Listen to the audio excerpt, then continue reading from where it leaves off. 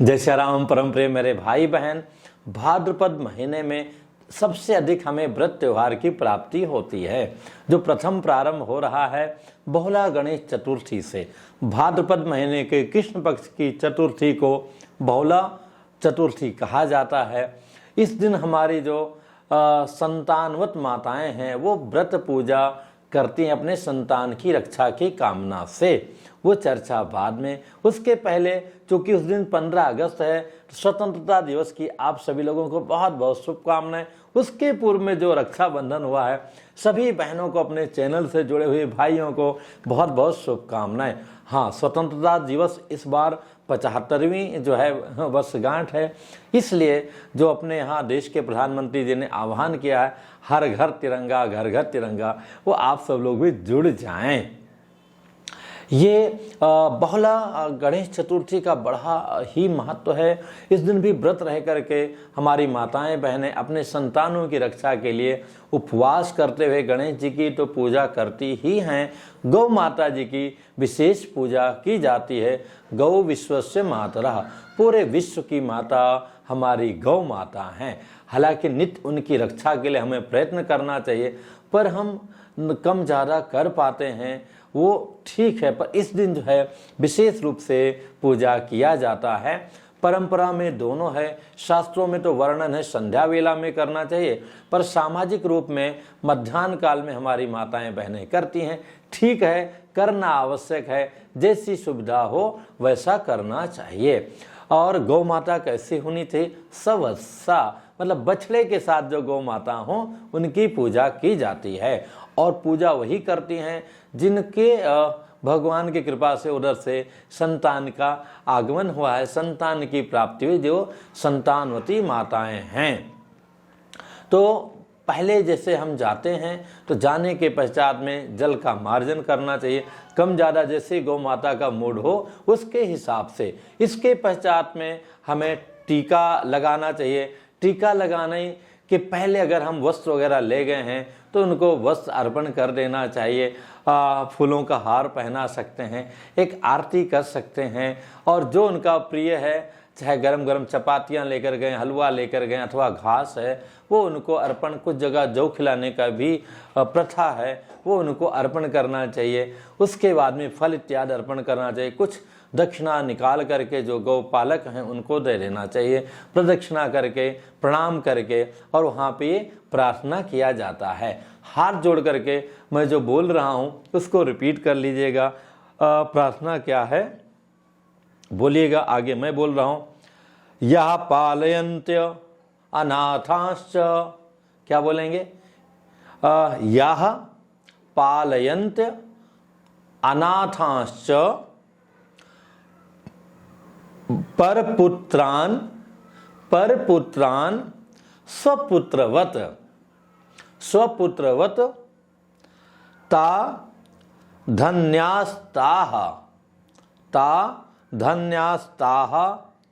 कृतार्थाश्च तास्त्रियो लोकमातरः प्रणाम कर लेना चाहिए। इसके बाद में कथा श्रवण करना चाहिए।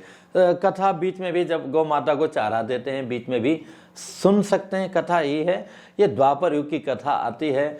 नंद बाबा के जो गौशाला थी उसमें जो है बहुला नाम की गौ माता थी, जो कामधेनु के समान थी। नंद बाबा उनको बड़ा लाड प्यार करते थे, और गौ माता जो है बाल कृष्ण जी को देख करके बहुत लाड प्यार करती थीं।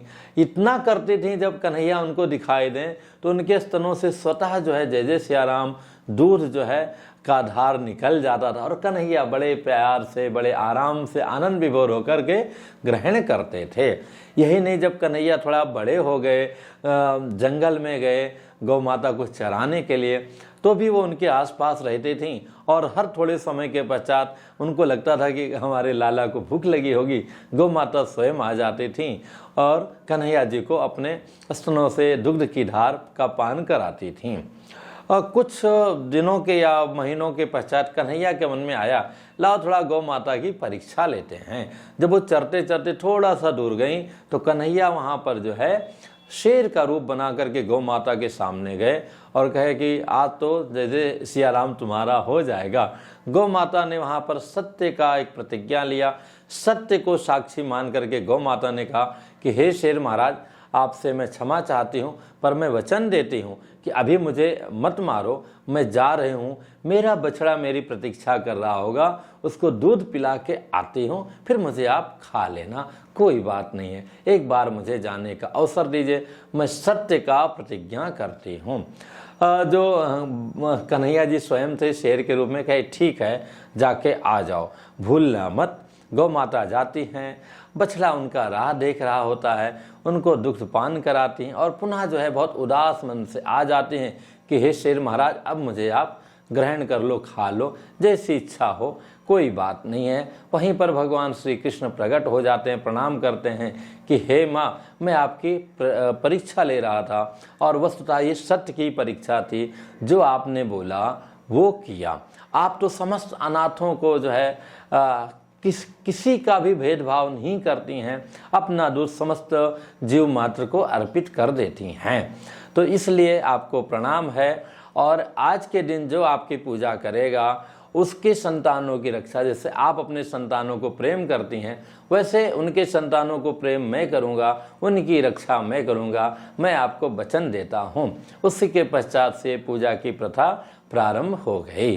तो मेरे भाई बहन, गौ माता की सदैव रक्षा करनी चाहिए और ये व्रत जो है सत्य का व्रत है, सत्य का पालन करना चाहिए। तीसरा हमें क्या ज्ञान मिलता है, अनाथों पर, जिनका कोई नहीं है, उनका हमें विशेष ध्यान देना चाहिए। मैं नहीं कह रहा हूँ अपना घर द्वार बेच करके, आपके पास एक पार्ले जी 2 रुपया 5 रुपये का खिलाने की शक्ति है, जितना सामर्थ्य है उतना तो कीजिए, अपने कर्तव्य का पालन कीजिए। निश्चित भगवान कन्हैया की, गौ माता की कृपा आपको अवश्य प्राप्त होगी। जो भी संतानवती माताएं हैं, भगवान श्री कृष्ण जी, गौ माता उनकी रक्षा करें। ये व्रत अवश्य कीजिए। पुनः मिलूंगा एक नई जानकारी के साथ में, और अगला वीडियो जो अपना ये भगवान की कृपा से आप सबके सहयोग से रुद्राभिषेक संपन्न हुआ, उसका डिटेल क्या आया, क्या खर्चा हुआ, रखने का प्रयत्न करूंगा। जय सिया राम।